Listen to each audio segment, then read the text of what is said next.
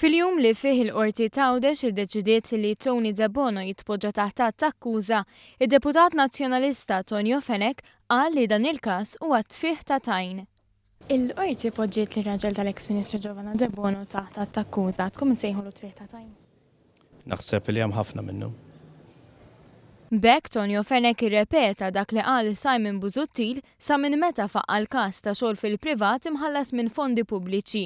Deputati oħra qed jażlu li ma jikkummentawx fuq is-suġġett.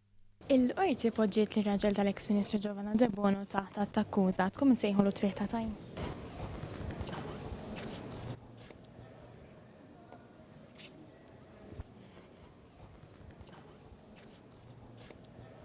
Meta Giovanna De Bono riżenjat biss mill-Partit Nazzjonalista u mhux mill-Parlament, Simon Busuttil qal li jaċċetta r-riżenja b'dispjaċir. Staqsejnieh dwar dan fid-dawl tal-aħħar żviluppi.